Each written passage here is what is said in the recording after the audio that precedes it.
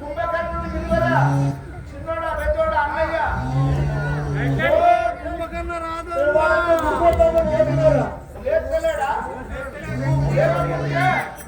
గడ్డపారలతోటి చెవుళ్ళ ముక్కుళ్ళ పడుకుండ్రి. ఓ రావణ రాజేంద్ర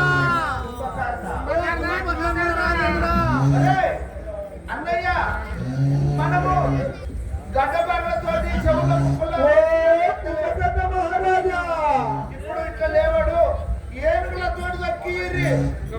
ఓ కుంభకర్ణ రాజేంద్ర కుంభకర్ణ రాజేంద్ర కుంభకర్ణ రాజేంద్ర కుంభకర్ణ రాజేంద్ర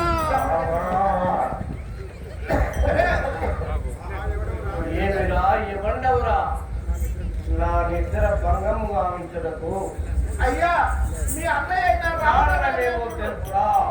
ఏమిరా ఇవ్వండవురా కారణమేమో తెలుపు. అయ్యా మీ అన్న రావణ రాజేంద్రుడు మిమ్మల్ని తోడుకొని రమ్మన్నాడు. అతనే అన్నయ్య రావాలా ఇది వందనము లేవాడు. ఆహా నా అనుంగ సోదర కుంభకర్ణ చల్లగా వర్ధిల్లు ఉన్నాయన. తను వినిపించిన కారణమేమో తెలుసు సోదరా కుంభకర్ణ విను కుంభకర్ణ తెలిపెద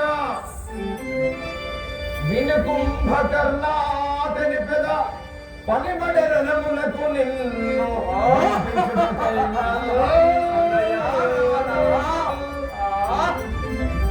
ఏడి రాముడుగానే పిలిపించి జనమిప్పుడు సమరమునకు జాగులు లేక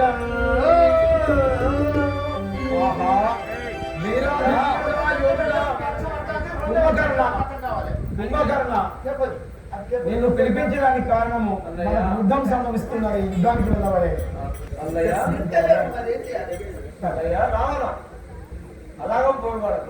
ఆహా ఎందుకు యుద్ధానికి రామునికి మనకి ఎందుకు యుద్ధం వచ్చింది అని చూటివా తమ్ముడా? మన భగిని వనము నందుండగా నరుడొచ్చియు నాసికయా నగతాబోయను జనముగ రక్తముగారగా అనుముగ మెలగట్టి నిందు నరుడెంతరుడా. సోదరా కుంభకర్ణ సోదరి వనమునందు విహరించుతుండగా అక్కడికి ఆ రామలక్ష్మణుని చేసినందున మన సోదరి యొక్క ముక్కు చెవులు వస్తే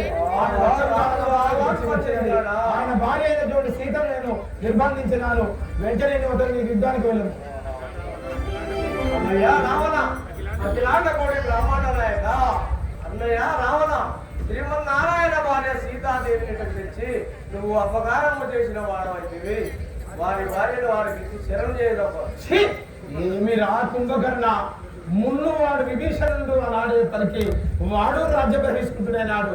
నిన్ను రాజ్య బహిష్కరణ కాదు ఇదిగో నా ధనుర్బాణముల చేత నిన్ను హంతము నించేవాడను. ఇప్పుడే నిన్ను సంహరిస్తాను. పోయిన శభాష్ పోయినా